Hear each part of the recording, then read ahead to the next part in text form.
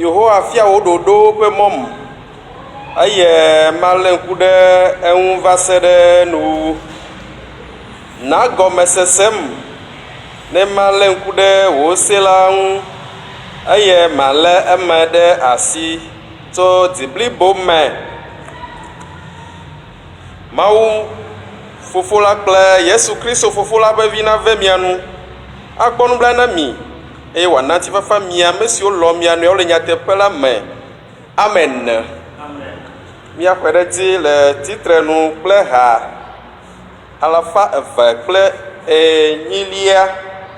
Míadzi eƒe kpukpui gbãtɔ kple etɔ̃lia le titrenu. Nous allons continuer avec le cantique numéro 208. Nous allons chanter la première et la troisième strophe debout. Ne Yesu ava fetuge na mi edanye zalokeli akpɔ mi ŋdzɔnɔla vava wa miakaɖia nɔ bibia o nɔviwo ɖe mi le klalo ma mialuʋɔ wa ɖe aƒea ɖe wòakpɔ nye kple wo sia be miele ŋudzɔ na eƒe vava.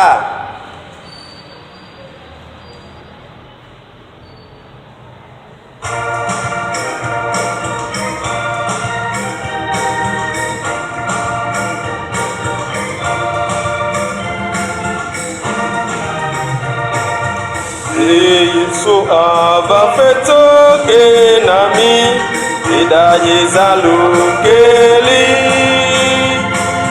amonye ŋdzɔnɔla vava wa miakaɖi anɔ bibia o nɔviwo ɖe miele klalo ma mialuʋɔ wo aɖe aƒea wòakpɔ nye kpli wo sia be miele ŋudɔ na eƒe vava. Yewɔ míadɔ ɖe asi nyateƒetɔea. Yewɔ míadɔ ɖe asi nyateƒetɔ. Miwɔ ŋutetea. Ne aƒetɔa awafɔ mi wò la miɔmɔbawa o nɔviwo ɖe miele klalo ma mialuʋɔ wo aɖe aƒea eye wòakpɔ nye kpli wo sia be miele ŋudzɔ na eƒe vava.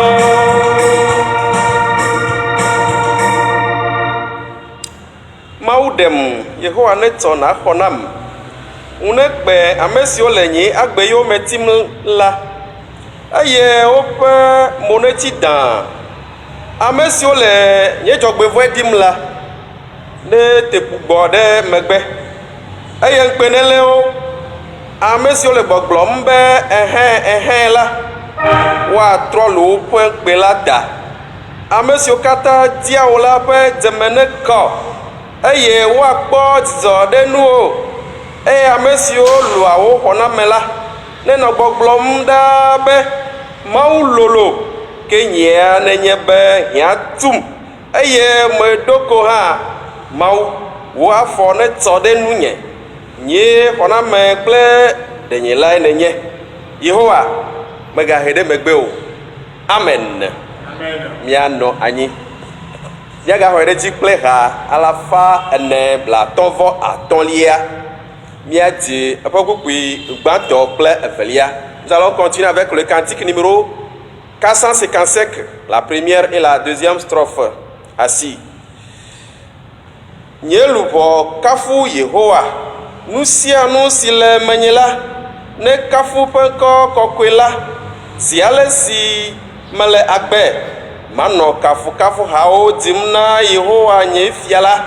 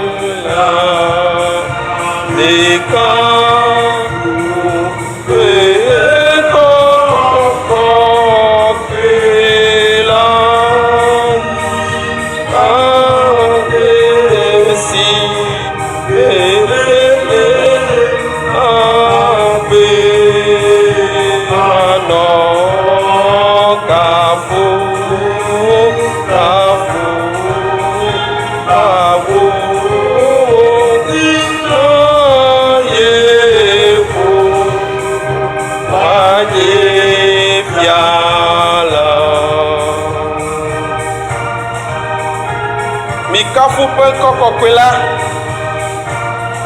Messi Watipo Planiba Atiapo Ple Menuha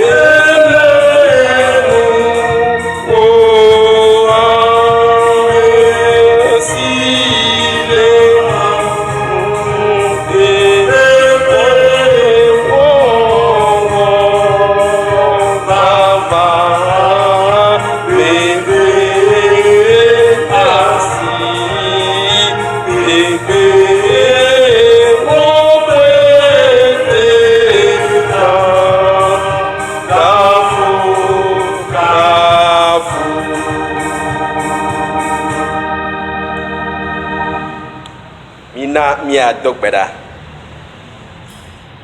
Mau bubu kafu kple akpeda gadzena ondia le amonveve tomonyoyu kata ne tsona mi amgboto pomea kata be plomi kosra de ka pe mozozo me khachao mito veo balio gake o Yehowa me deme asina kro bubu kafu akpeda enye to ndia le nue si o kata ne wona mi tepela nu ka emi sodo etepena o fofo ko emi sodo etepena o ke mi anto mi jesi mi abo foda da kle abo nuvo mi le kuku dem na ba na cho kata kemi eyo mi wala nyama eyo mi wala manyama nyama na cho kata kemi be na cho gbogbo kokwe peti ale na mi kankan ne mi azuko kwe le nkuome bena gbeda siwe la si ona mi ndia to amon veve bena adomi abetene bena mi oha mi azunu tepe wala o bena maganyi ndadia na o ma o gbagbela o ke bo mi anyunu tepe wala na o ni da pe no o ale si ene te ko me ho wala fofo mi gale po bena yeti enu wa de nya to kafu pla pe dada na o da to mi adela Yesu Christ open come amen. Le titre numia humia poeti hose aglobe me ho mau signé to nous c'est katato si wo ti plani gbadjese me ho Yesu Christ o mau pete nuvi signé mi apoto la jese amesi bo fofo cho gbogbo ko pe me eye Maria de tupilati amesi pe flopon to pilato te eyo hida tim eyo ku eyo odi amesi tiepe eyo ga fochon kuko do keke to agbe eyo etipo eyo mamo to secret open du sime afi ma ga to aba adro bona me gbagbe klabo kuko ma hobo ko ejese biso ha bo kwereka sinyamo koko opomododo nouveau keke unti la betiti ble me mavo amen miano ani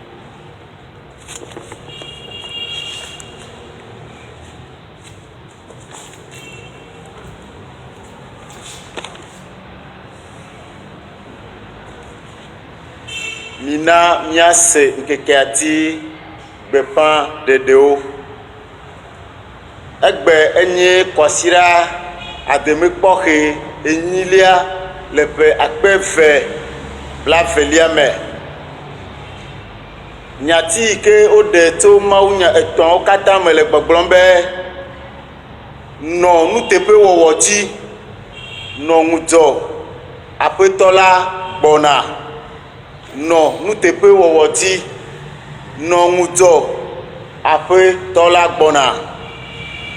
Mie le akpe manyagã aɖe dam na mía Mawu kple mía Wɔla le eƒe amenuveve kple eƒe ametakpɔkpɔwo ta, elabe ŋkeke ele mía dometɔ ɖeka ɖe sia ɖe ŋu dzɔm. Bubue nye eyamatɔ tso fifia yi ɖe mavɔ me. Amen. Mie le akpe dam na kristotɔ fɔmawo katã yiwo ke tsɔe ɖo ɖokui dzi to le kɔsira ya me hena ŋkɔyɔyɔ wɔnawo. Mawu ne ɖo miaƒe ɣeyiɣi kple miaƒe nugbegblẽwo teƒe na mi. Nenema ke mie le yɔyɔ wɔm na ame siwo mete va yɔ ŋkɔ o la be kplɔlawo gale kpoa dzi le kɔsira ya me be miado hena ŋkɔyɔyɔ wɔnawo. Mawu hã na be miawo hã mianu. Mie le nana nyam mi be miexɔ ɖeɖegbalẽ aɖewo alebe míaƒe xadɔwɔla katekiste agbenɔwo si yawo Mark woɖe dzo le mía gbɔ le agbalẽƒeto afi.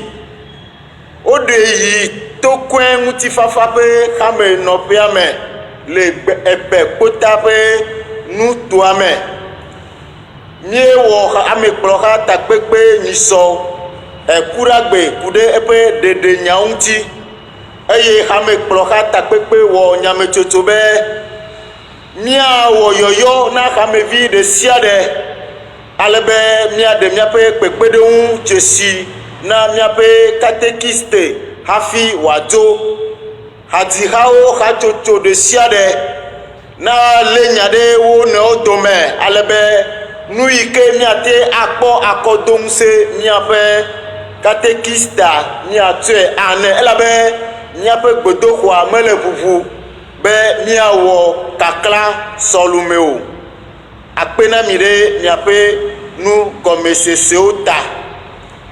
Nenema ke míaƒe osɔfo dɔtekpɔla Kutaha Kɔsi Antoni exɔ agbalẽ be meganye dɔle ɖe tegbɔtɔ o alebe ezu osɔfo nutome dzikpɔla le agbalẽƒeto nutoa me.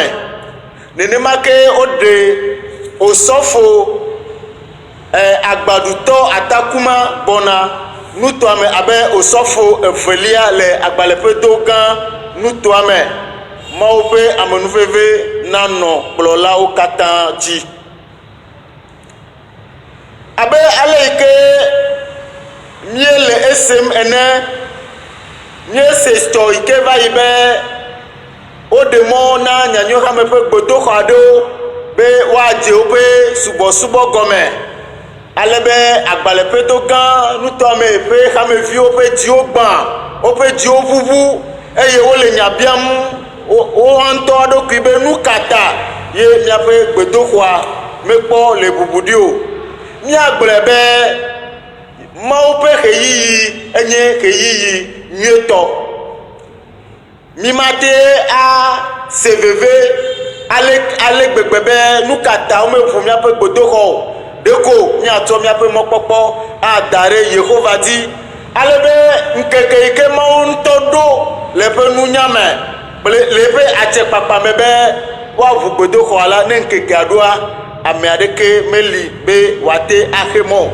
Elabe gbedoxɔwo amenɔƒewo abe aʋatame gblẽkɔme gã Tokɔe centre amutive lɔna va ebe kpota ƒe xamewo abe míawo ke enea womekpɔ ɖe mɔ na wo be woaʋu woƒe gbedoxɔwo. Míanɔ gbedodoɖa dzi anɔ mɔ xexi alebe Mawu na ɖe mɔ be míawo hã míaƒe gbedoxɔ nazu ʋuʋu le ŋkeke yiwo ke gbɔna la me. Aƒetɔ la nana anyi kpli mia dometɔ ɖe sia ɖe. Amen. À présent, suivons les annonces du jour. Nous sommes aujourd'hui dimanche 8 novembre 2020. Le thème dégagée à la lumière des 3 textes du jour s'intitule « Reste fidèle et éveillé, le Seigneur vient ». Reste fidèle et éveillé, le Seigneur vient. Nous rendons grâce au Seigneur pour sa miséricorde et sa protection qu'il nous accorde au fil des jours. Nous remercions aussi tous les fidèles qui sont passés dans la semaine pour faire les inscriptions mensuelles. Cependant, nous invitons ceux qui n'ont pas pu le faire de passer dans la semaine accomplir leur devoir. Nous avons reçu quelques courriers d'affectation.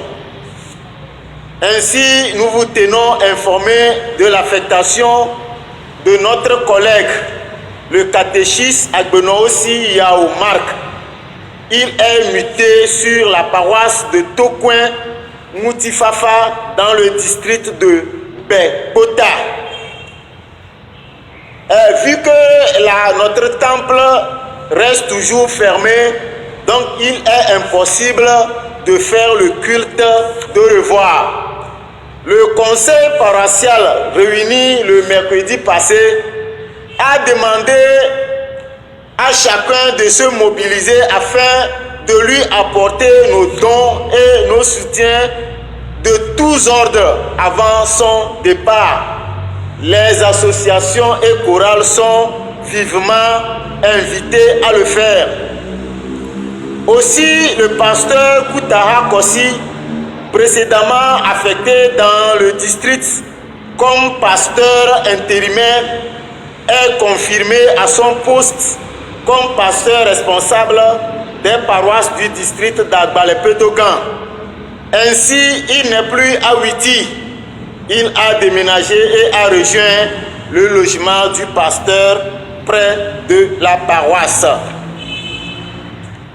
Nous avons appris sur les réseaux sociaux la réouverture de certaines paroisses de l'EPT, ce qui a attristé beaucoup de nos fidèles qui se lamentent et se demandent pourquoi notre temple demeure fermé. Le temps de Dieu est le meilleur. Restons toujours confiants et ne désespérons pas, puisque nous ne sommes pas les seuls dans ce cas. D'autres paroisses comme Blenkomegan, à Batame, Tokoin Centre, à Moutivé, Lomnava, Bekota sont encore fermés. Donc nous devons rester vigilants, rester éveillés en prière pour que Dieu lui-même décide de la réouverture de notre temple. Que la grâce de Dieu surabonde dans la vie de chacun et de chacune. Amen. À présent, inclinons-nous pour la prière d'illumination avant la lecture des premiers textes. Prions. Seigneur notre Dieu et notre Père, nous t'en sommes infiniment reconnaissants de ce que tu nous donnes dans ta grâce d'écouter et de méditer ta parole. Ouvre nos cœurs et notre entendement pour sa réception et aide-nous à la mettre en pratique. Amen. Nous trouvons nos 2 premiers textes respectivement dans le livre de Josué au chapitre 24 du 1er au 3e verset A, puis du verset 14e au verset 25e, et le second dans la première épître de Paul aux Thessaloniciens au 4e chapitre du 13e au 18e verset. Josué chapitre 24 du 1er au 3e verset A, puis du 14e au 25e verset. Josué assembla toutes les tribus d'Israël à Sichem et il convoqua les anciens d'Israël, ses chefs, ses juges, ses officiers et ils se présentèrent devant Dieu. Josué dit à tout le peuple: Ainsi parle l'Éternel, le Dieu d'Israël. Vos pères, Térach, père d'Abraham et père de Nahor, habitaient anciennement de l'autre côté du fleuve, et ils servaient d'autres dieux. Je pris votre père Abraham de l'autre côté du fleuve, et je lui fis parcourir tout le pays de Canaan. Maintenant, craignez l'Éternel et servez-le avec intégrité et fidélité.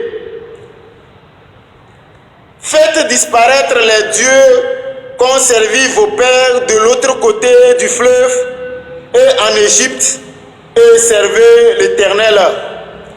Et si vous ne trouvez pas bon de servir l'Éternel, choisissez aujourd'hui qui vous voulez servir, ou les dieux que vos pères ont servi au-delà du fleuve, ou les dieux des Amoriens dans le pays duquel vous habitez. Moi et ma famille, nous servirons l'Éternel. Le peuple répondit et dit: Loin de nous la pensée d'abandonner l'Éternel et de servir d'autres dieux, car l'Éternel est notre Dieu. C'est lui qui nous a fait sortir du pays d'Égypte, de la maison de servitude, nous et nos pères. C'est lui qui a opéré sous nos yeux ces grands prodiges et qui nous a gardés pendant toute la route que nous avons suivie. Et parmi tous les peuples au milieu desquels nous avons passé, il a chassé devant nous tous les peuples et les Amoriens qui habitaient ce pays. Nous aussi, nous servirons l'Éternel, car il est notre Dieu. Josué dit au peuple: Vous n'aurez pas la force de servir l'Éternel, car c'est un Dieu saint, c'est un Dieu jaloux. Il ne pardonnera point vos transgressions et vos péchés.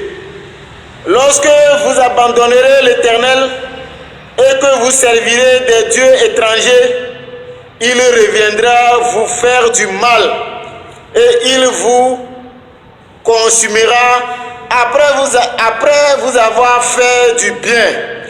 Le peuple dit à Josué: Non, car nous servirons l'Éternel. Josué dit au peuple: Vous êtes témoins contre vous-même que c'est vous qui avez choisi l'Éternel pour le servir.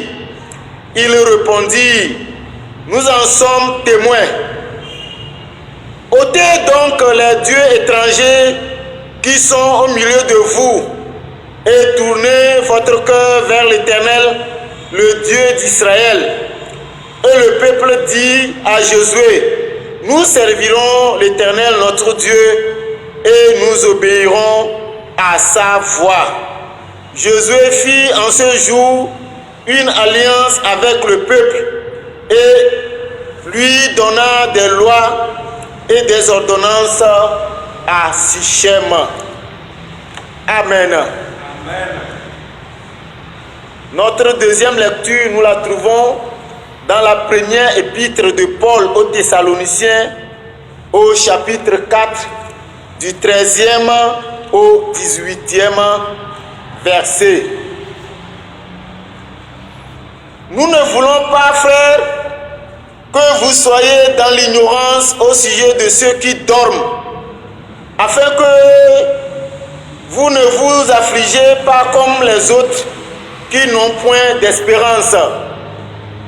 Car si nous croyons que Jésus est mort et qu'il est ressuscité, croyons aussi que Dieu ramènera par Jésus et avec lui ceux qui sont morts. Voici en effet ce que nous vous disons, d'après la parole du Seigneur, nous les vivants, restés pour l'avènement du Seigneur, nous ne devancerons pas ceux qui sont morts, car le Seigneur lui-même a un signal donné à la voix d'un archange et au son de la trompette de Dieu descendra du ciel et les morts en Christ ressusciteront premièrement. Ensuite, nous les vivants qui sommes restés, nous serons tous assemblés, ensemble enlevés avec eux sur les nuées à la rencontre du Seigneur dans les airs. Et ainsi, nous serons toujours avec le Seigneur. Consolez-vous donc les uns les autres par ces paroles. Amen. Amen.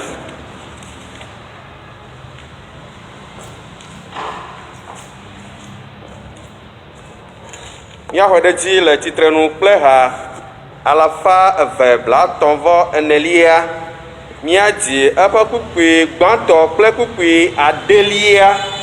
Míadziwo le tsitrenu. Mawu ƒe fiaɖuƒe te va kple ŋusẽ katã. Wò nyateƒe ƒe kekeli naklẽ ɖe viviti me. Nagba Abosam ƒe ŋusẽ. Dzokɔkɔe la nabi fi sia fi. Mawu ƒe fiaɖuƒe.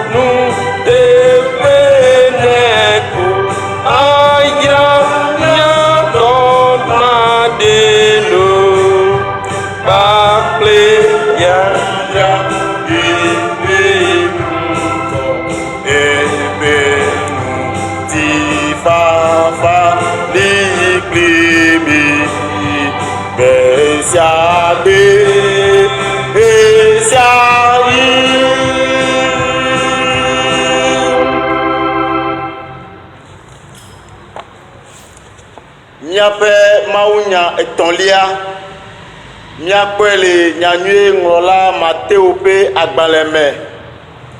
Mateo ƒe agbalẽ ta blaeve-vɔ atɔ̃lia tso eƒe kpukpui gbãtɔ va se ɖe kpukpui wuietɔ̃lia dzi. Nous trouvons notre troisième texte dans l'évangile de Jésus-Christ selon Matthieu au chapitre 25 du 1er au 13e verset.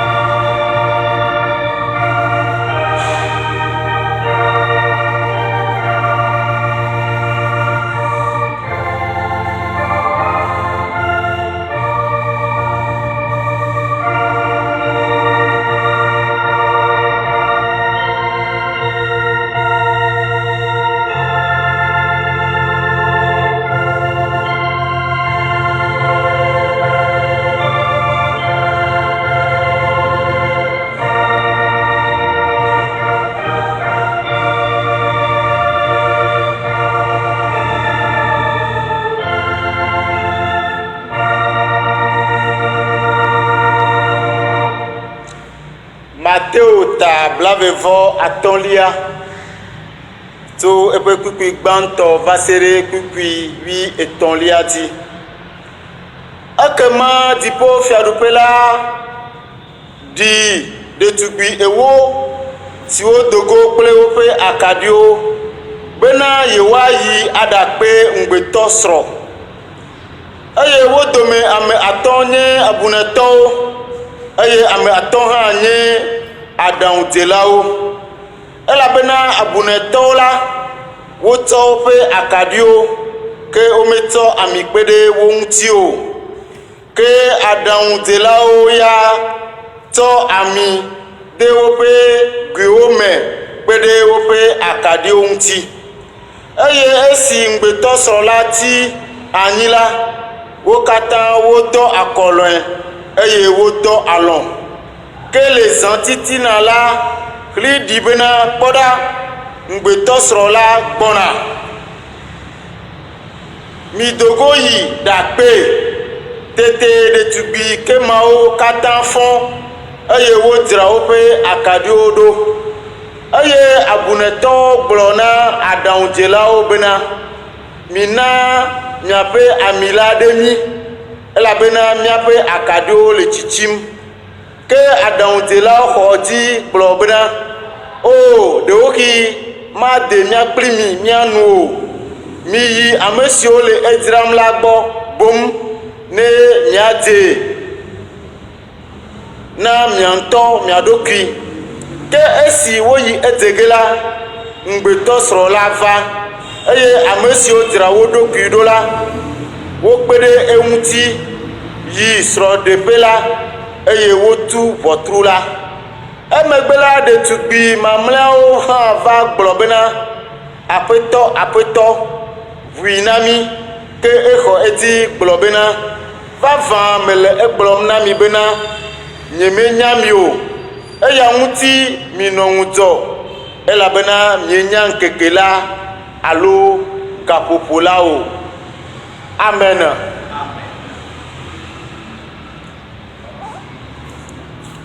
Vavã mele egblɔm na mi bena nyemenya mi o eya ŋuti minɔ ŋudzɔ elabena mienya ŋkeke la o alo gaƒoƒo la o. Nɔvi lɔlɔtɔwo le miaƒetɔ Yesu Kristo me. Nyati yi ke woɖe tso mawunya etɔ̃wo katã me le gbɔgblɔm be nɔ nuteƒe wɔwɔ dzi, nɔ ŋudzɔ, aƒetɔ la gbɔna.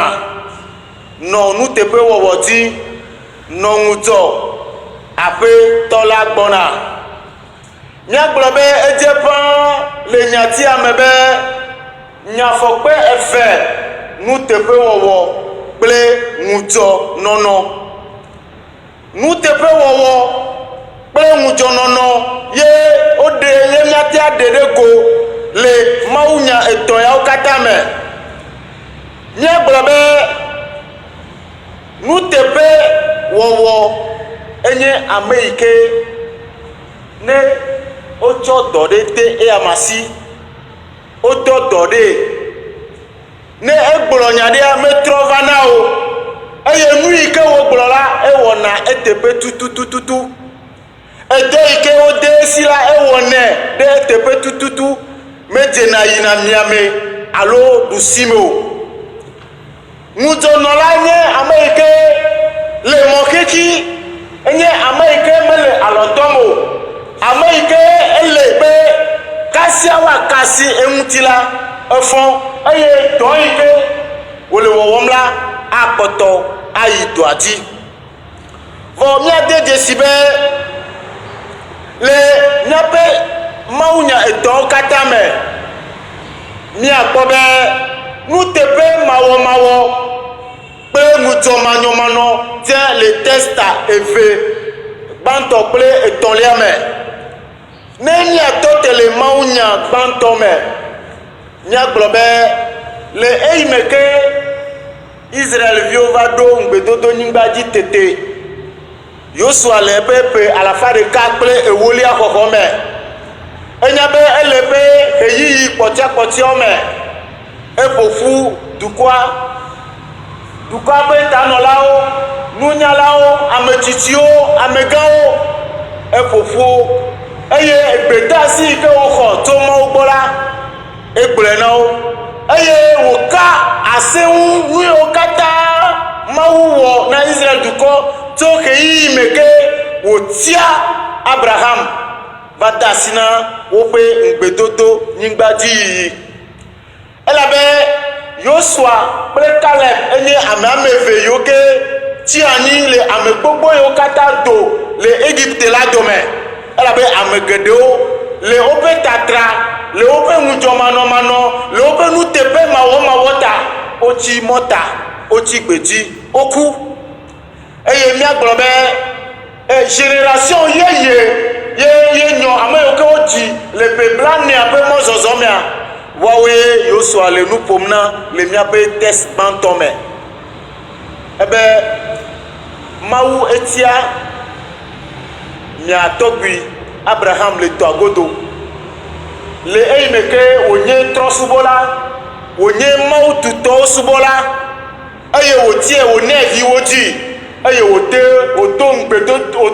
anyigba ɖe ƒe ŋugbe nɛ be wòakplɔe ava ŋugbedodo nyigba dzi Mawu na anyi kple Abraham ƒe dzidzime le eyi me ke woɖe aboyo le Egypte le funyafunya me Mawu kplɔ kple ŋusesi eye wotso aʋaƒu dzia ekplɔ va ɖo ŋugbedodo nyigba dzi eɖe fia be Yosua nye nuteƒe kpɔla agbe yi ke Israelviwo nɔ ɖe Mawua ŋuti alakpasubɔla yiwo ke wonye etomasela yiwo ke wonye libilibi la yiwo ke wonye le Mawu ŋutia ekpɔ nua teƒe keŋkeŋkeŋkeŋ eye wòle yɔyɔ wɔm na Israel dukɔ be enya be eyi ke mieva ɖo ŋugbedodo nyigba dzia eɖe fia be zɔɖeɖe yeye ye dze gɔme azɔ eya ta miɖe asi le miaƒe Mawu vlowo ŋuti miɖe asi le Mawu tutɔ ŋuti Mawu yiwo ke mia tɔgbuiwo subɔ amedzro Mawu yiwo ke woxɔ na wo ŋutɔ ɖokuia miɖe asi le Mawua ŋuti edze be dukɔa ne wɔ tiatia ɖe woatia Mawua alo woatia Mawu bubua Yosua ya wɔ nyametsotso be ya yi kple yeƒe aƒea wowɔ tiatia be yewoasubɔ Yehowa ale be dukɔa le Yosua ƒe nyagbɔgblɔnua Yosua di be yeaɖe evedomenɔnɔ syncrétisme yeaɖe evedomenɔnɔ le dukɔa be susu me eye nyateƒe matomato amenkumenuwɔwɔ alakpasubɔsubɔ Yosua di be yeaxɔ aʋa ɖe nu yawo ŋuti hafi eƒe ɣeyiɣi mamlɛtɔ na ɖo le nyateƒe me eyi ke Yosua gblɔ nya na dukɔawo lɔ be ne te xa tso mía gbɔ be míagbe nu le Mawu gbɔ míawo hã míewɔ tiatia be míasubɔ Mawu le nyateƒe me elabe Yosua nye be ameawo menye nuteƒe wɔlawo le woƒe zɔɖeɖe mea nuteƒe wɔwɔa enye agba na wo enye feɖuɖu na wo eya ta wòle eya kum ɖe tome na wo be woase nyuie be Mawu yi ke wo ŋutɔ le gbɔgblɔm be wotia be yewoasubɔ la enye Mawu kɔkɔe Mawu ŋuʋala be ne wogatra tso Mawua gbɔa ne Mawu trɔ va azɔa ena he to na wo le nyateƒe me eye míakpɔ eme be Mawu va he to na wo ena be woɖe aboyo ƒe blaadre sɔŋ ena be dukɔ bubuwo wova xɔ woƒe anyigba wova xɔ woƒe nunɔamesiwo wova tɔ dzo woƒe gbedoxɔ elabe wova tra tso woƒe enu yi ke wota enu yi ke wona wota le dzi alebe wosubɔ Mawu bubuwo nɔvi lɔlɔtɔwo le míaƒe tɔ Yesu Kristo me Yosua be yeayi kple ye aƒea yewoasubɔ Mawu elabe nuteƒewɔla yenye Yosua be yemekpɔ nu yi ke Mawu wɔ yenye nugbegble le eƒe agbeme be yeagbe nu le Mawu gbɔ ale kekeake enua la nɔ la yeayi wɔ tiatia be aƒetɔ la ko yeasubɔ le eƒe agbeme ŋkekewo katã me míagblɔ be le ɣeyiɣi ke me wotso ɖe kristotɔwo ŋutia ye wole kristotɔwo wum eye wole biabiam tso amewo si be ne wogbe nu le yesu kristo gbɔ la wova ɖo tɔgbi kukui aɖe gbɔ yi ke xɔ ƒe blanyi eye wotsɔ yi ɖe ŋuti eye wobiɔ tso tɔgbia gbɔ be ne gbe nu le yesu kristo gbɔ ne menye nenema o la woatso ta nɛ tɔgbia gblɔ be o le nye ƒe blanyi ƒe mɔzɔzɔa katã me nyemekpɔ nu vre yi ke nu manyomanyo yi ke yesu kristo wɔ nam o abe ale be magbe nu le yesu kristo gbɔ egbe le eyi me ke nye ame gogo yɔdoa nyea ne mi la wu ma mi wu fa elabe metia be maku kple kristo nye mate agbe nu le kristo gbɔ le nɔnɔme ɖe sia ɖe me nye be ame aɖewo ya ne xaxawo do mo ɖa ne dɔlélewo do mo ɖa ne xeyi sesewo ya sesewo wole ƒoƒom le woƒe agbedzia woƒe ŋudzɔnɔnɔ woƒe titrenɔnɔa evana ale be wodzona le kristoa gbɔ wova yi tina woƒe xɔname le hunɔwo alfawo afakalawo gbɔ nɔvinye na ma to nɔ be nye nuteƒewɔla na mawu elabe ele mɔ dzi gbɔna ne miatsɔ miaƒe test evelia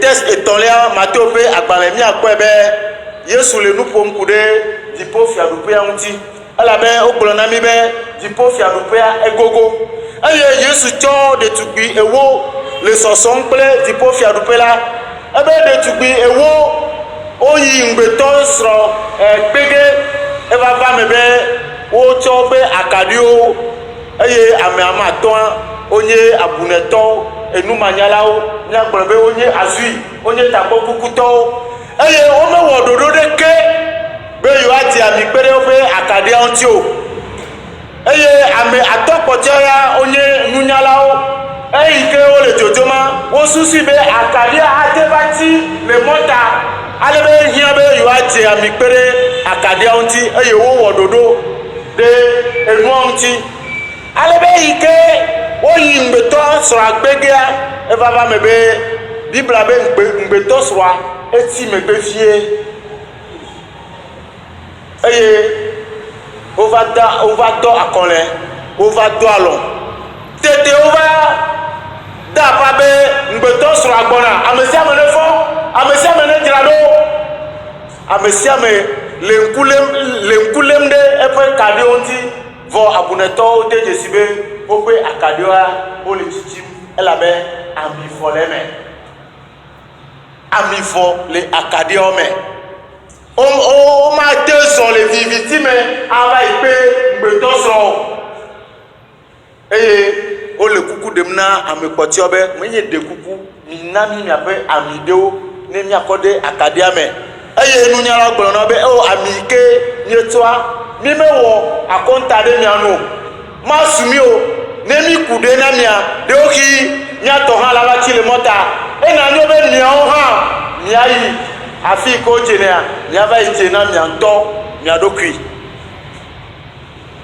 eyi ke woyi amia dzeƒea wobe ŋgbetɔ srɔ̃a va eye wowɔ ŋka woge ɖe ɖetugbi nunyalawa aɖaŋudzelawo ge ɖe xɔa me kple ŋgbetɔ srɔ̃ ale be wotu ʋɔtrua abunetɔ eyi ke wova yi dze amia vɔa wova ʋɔtrua le tutum lɔlɔtɔ le aƒetɔ la me nu kae nye amia nu kae nye ami ke ƒe nya gblɔm wole míaƒe xɔse míaƒe xɔse tetekpɔwo nate ɖo mo ɖa heyi sesewo nate ɖo mo ɖa yometitsiwo nate ɖo mo ɖa Yesu ƒe vava nate tsi megbe vɔ míaƒe xɔsea nenɔ ŋka nenɔ ŋudzɔ nenɔ eteƒe míaƒe xɔsea nenɔ maʋemaʋe menye míase Yesu ŋkɔ hafi míadze duƒuƒu be míadze awo míava tsi megbe ale be woava lé eʋua ɖe yekpakplo míati Mawu na ve mianu be míadzra mía ɖokui ɖo elabe aƒetɔ la gbɔna ʋɔnudɔdrɔ̃ ƒe ŋkeke la ele tetem ɖe aƒe ŋuti nye be ŋkeke aɖe li gbɔna yekpakplo mi gbɔna akɔnta na ge aha si gbe yi ke nɔ mi le edugbeyo ke nɔmie le ŋutasegbeyo ke nɔmie le enu manyomanyo agbevlo yo ke ƒe gbe nɔmie le nye be gbe ɖeka kokoko mie gbɔna akɔnta nage mawu neve mianu be miadzra mia ɖokui ɖo hafi ŋkekea ne ɖo ame ɖe ne to nam be amen. Bien-aimés frères et sœurs dans la foi, reste fidèle et éveillé. Le Seigneur vient, tel est le thème qui se dégage à la lumière des 3 textes du jour. Il apparaît très clair que le thème de ce matin est centré sur 2 mots, la fidélité et l'éveil. 2 mots-clés qu'il convient d'élucider.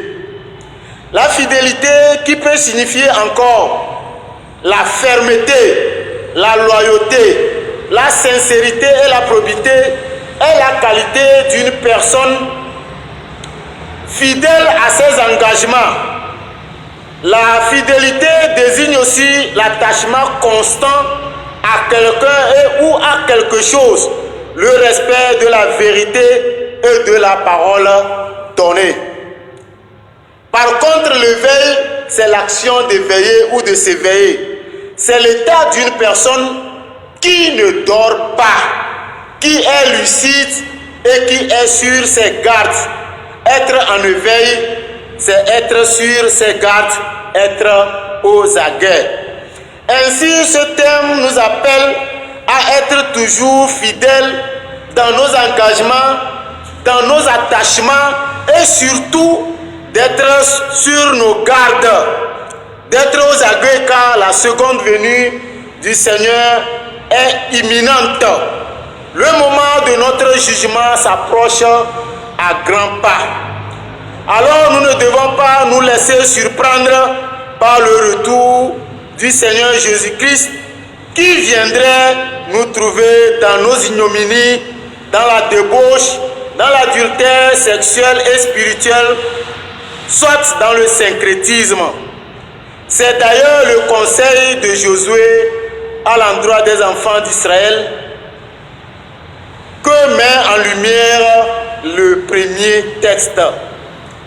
Josué, l'un des 2 rescapés de ceux qui sortirent de l'Égypte, un témoin oculaire des multiples prodiges et bienfaits de Dieu à l'endroit du peuple d'Israël, un témoin aussi des déboires, des murmures et des infidélités du peuple vis-à-vis de Dieu, rapporte les propos de l'Éternel à la nouvelle génération qui vient juste de faire son entrée sur la terre promise, tout en lui faisant l'historique depuis l'élection d'Abraham jusqu'à l'entrée en Canaan. Josué fait prendre conscience à tout le peuple de l'ère nouvelle qui s'ouvre à eux, où il ne sera plus question d'adultère spirituel, de syncrétisme ou d'infidélité à l'égard de Dieu. Le peuple doit maintenant faire un choix, celui d'adorer et de servir le Dieu créateur ou celui d'adorer les petits dieux, c'est-à-dire les idoles, les fétiches, les statuettes. Le choix doit être clair, non ambigu et sans hypocrisie. Josué, quant à lui, fit connaître sans embauche son choix. Moi et ma maison, nous servirons l'Éternel, dit-il, puisqu'il ne voit pas de raison qui lui pousserait à renoncer ou à renier un Père plein de grâce, de miséricorde et d'amour comme Dieu le Père. Josué appelle alors le peuple à choisir Dieu, puis de le craindre et de le servir avec intégrité et fidélité. Chacun doit être intègre et fidèle dans l'adoration de Dieu, le Tout-Puissant Créateur de la terre et des cieux. Nous voyons que le peuple a répondu favorablement à l'appel de Josué de servir uniquement Jéhovah, tout en promettant de lui être fidèle.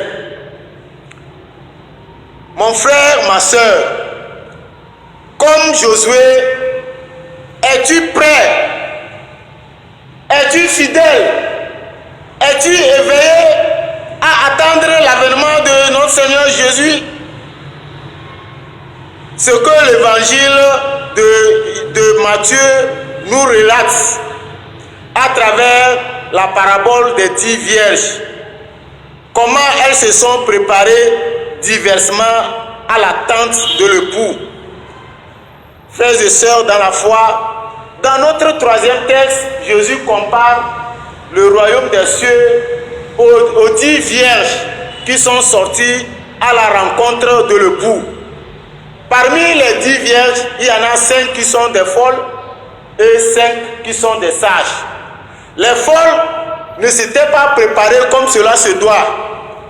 Elles ont oublié de prendre avec elles de l'huile pour qu'enfin, lorsque les lampes vont s'éteindre, elles vont les réallumer ou bien les maintenir en allumage. Les sages ont pris avec elles de l'huile en réserve. Lorsque l'époux a tardé de venir, toutes sont emportées par l'assoupissement et le sommeil. Alors d'un coup, on cria, l'époux est là, l'époux est arrivé, il vient, réveillez-vous, réveillez-vous, levez-vous. Toutes se sont élevées. Mais les folles constatèrent que leur lampe était en train de s'éteindre parce qu'elles ne s'étaient pas préparées comme cela se devait. Il n'y avait pas de l'huile en réserve. Elles n'avaient pas approvisionné, elles ne s'étaient pas approvisionnées comme cela se devait. Alors elles étaient surprises puisque les sages les ont dit, ce que nous avons, ça ne peut pas nous suffire. Allez vous-même acheter pour vous. Lorsqu'elles étaient allées pour chercher de l'huile, il s'est fait que l'époux est arrivé et les sages l'ont accueilli et tous ensemble sont rentrés dans la maison et les portes étaient fermées. Les folles arrivèrent. Elles appelèrent. Le Seigneur dit, je ne vous connais pas. Je ne vous connais pas. Regardons tout ce que nous avons traversé, tout ce que nous avons sacrifié dans notre adoration, le temps que nous avons sacrifié, nos biens que nous avons sacrifiés pour adorer le Seigneur. Et à la fin, le Seigneur vient nous dire, je ne te connais pas. Ça serait déplorable, ça serait grave. Mais pour que le Seigneur ne nous dise pas, je ne te connais pas, tu dois être intègre et fidèle dans ton adoration.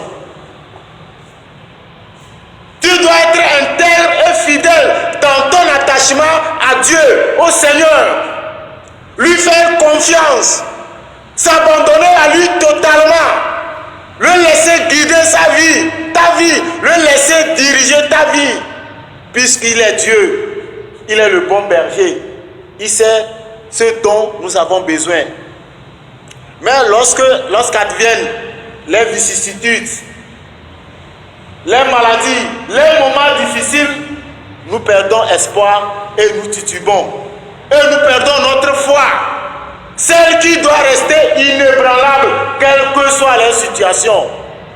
Voilà ces 5 folles, ces 5 filles vierges et de surcroît folles ont été rejetées parce qu'elles ne s'étaient pas préparées comme cela se doit. Lors des conquêtes et des réprimandes de la tuerie des chrétiens, il est arrivé que les musulmans ont pris un vieillard de 80 ans, un chrétien, un fervent chrétien. Ils lui ont demandé de renier Jésus au risque de se faire décapiter. À leur grande surprise, le vieillard leur demande: j'ai cheminé 80 ans avec le Seigneur Jésus. Dès que j'étais une masse informe dans le sein de ma maman, il était avec moi. Il m'a comblé de tous les biens. Et à 80 ans, vous me demandez de renier le Seigneur. Je ne le renierai point. Je préfère mourir avec Jésus que de mourir sans Jésus. Mon frère et ma soeur, Jésus revient bientôt. Quel est l'état de ton attachement et de ton éveil?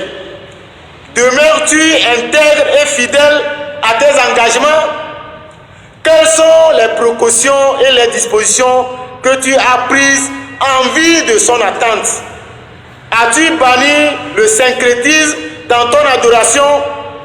Jésus viendra pour rendre à chacun et à chacune selon ses œuvres. Il justifiera les vrais adorateurs et condamnera les impies et les iniques. Puisse Dieu nous fortifier lui-même à être fidèle et intègre. Amen. Amen.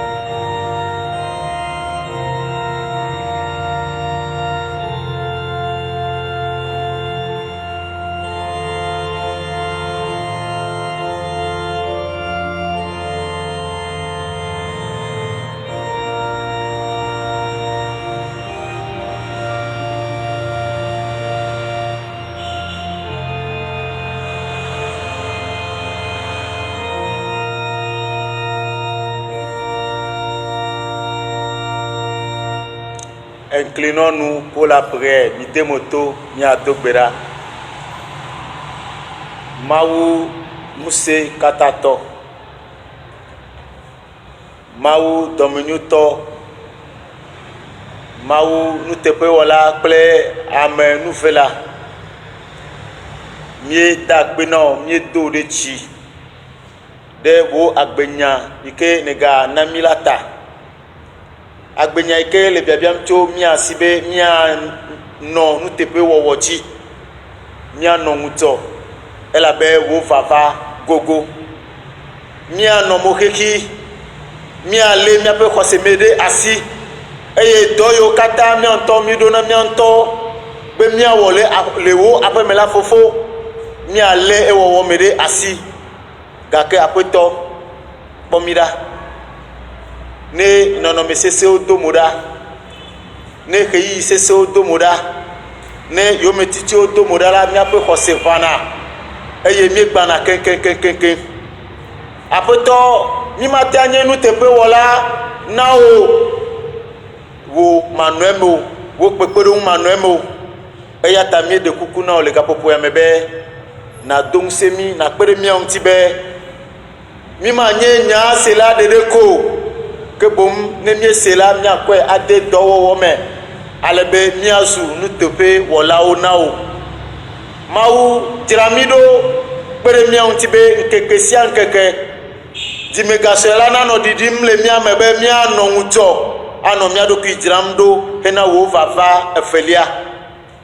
ne vous kosira yepe agbo nunami mito hame akata le biblemde asiome hame vio nyonu to musuo de vio odometo de ka de sia de pe kurio pe hiao mietio lewo afonu dem nye de kukuno be wo amenu bebesi na no miado meto de ka de sia de ji eye na kplomi le kosira kata me nu o kata anye mo jegle donu Nous kata ane kaka, nous kata ane kuki, afoku dokpata, kupata la poto. Mieux de kuku nobe na demi dale ya okata mais le Christo Yesu Nazareth tola pen comme. Mau miecho hachocho vovovoao lewo achemedem mieux de kuku nobe na pere mia dometo de sia de ntibe mia le mia pe khosemede asi fofo mavoto dono la siome de kati ani sira la siome a hosio kletien vio la siome donc wa dometo de sia de di mau gbagbe mia toyo kata le tuta le abloti et tout mais là mieux to gberabe wo amanu veve na ina wa ha aye le coronavirus pe khayi la mela peto que wa ba la cesse de wo dometo de sia de di wo nyala na mienya be mi ma hodo le amenwo wo pototo ni no mia dometo de cas de sia de di toche mia no vi o kata le drode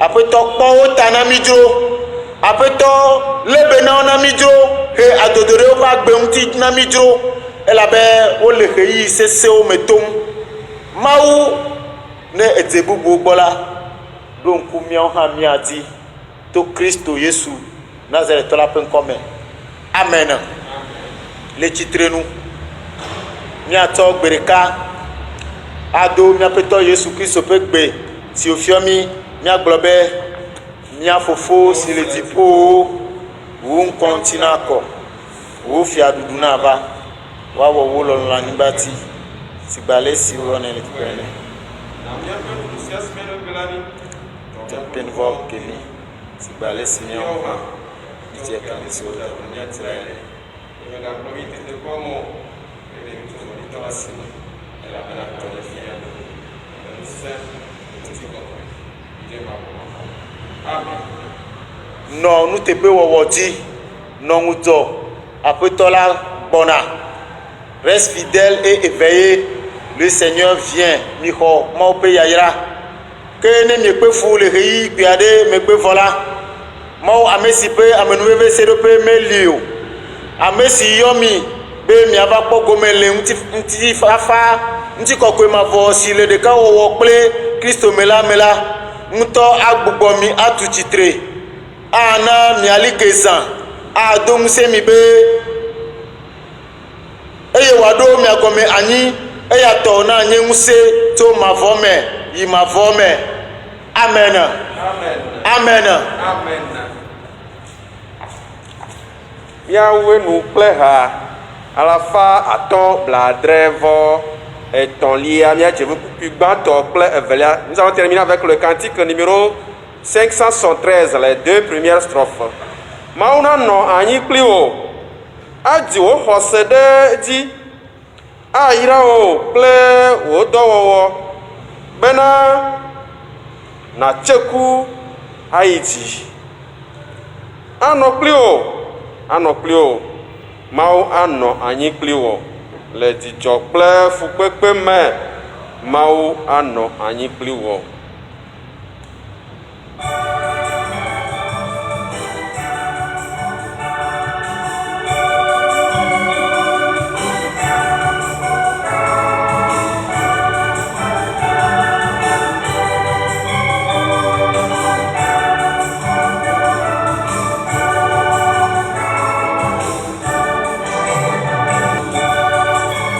Yesu anɔ anyi kpli o ebe amenuveve me wawɔ o teƒe wɔla.